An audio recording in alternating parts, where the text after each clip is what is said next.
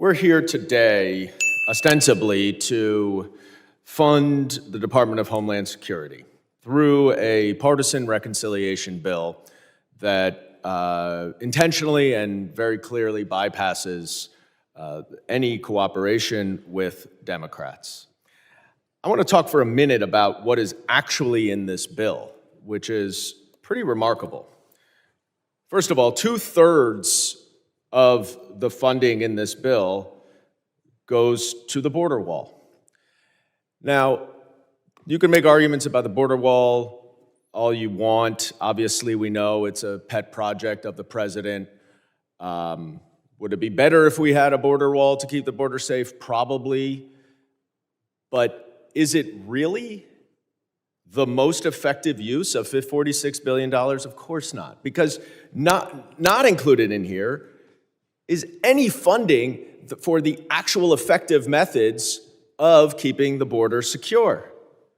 We live in a technological world right now where building a wall, where we've seen people scale it very easily, where we've seen it fall down because of the wind, is a relic from the 1950s that should not be what our government is spending $46 billion on. But worse, let's talk about what is not in this bill.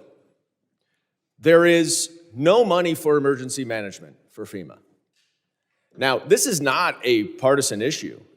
Red districts suffer from natural disasters certainly as much or more as blue districts. And I can assure you, to my Republican colleagues, that when your district gets a flood or a tornado or a hurricane, you are going to be coming to FEMA begging for money.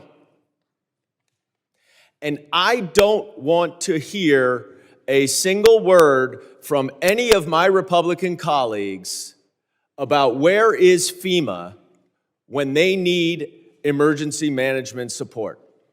Because you are voting for a bill that includes nothing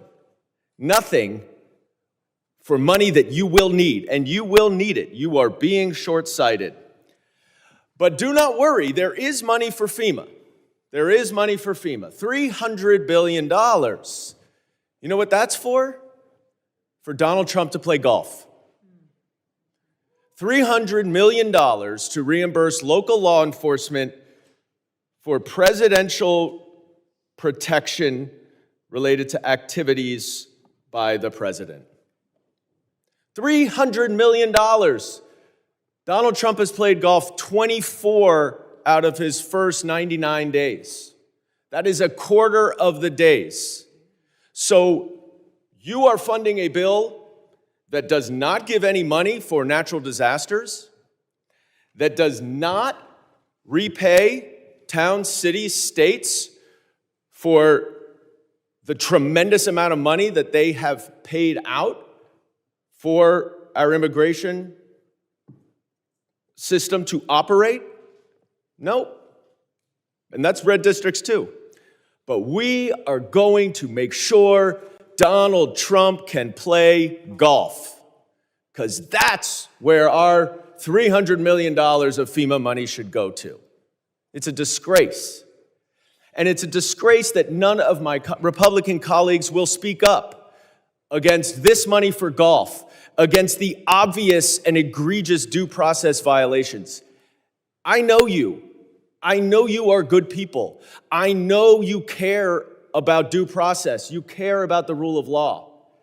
And I know in your private moments, when you think about Kilmar Abregu Garcia, and you see that the administration admitted that he was wrongly deported and sent to a prison in El Salvador, that you know that the president should simply correct the mistake.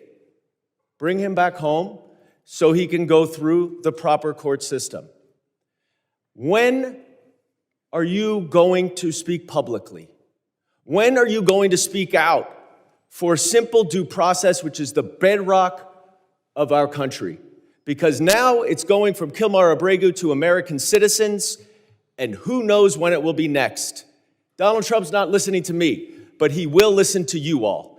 And I urge you to speak up for the good of our Constitution. Gentleman's time has expired.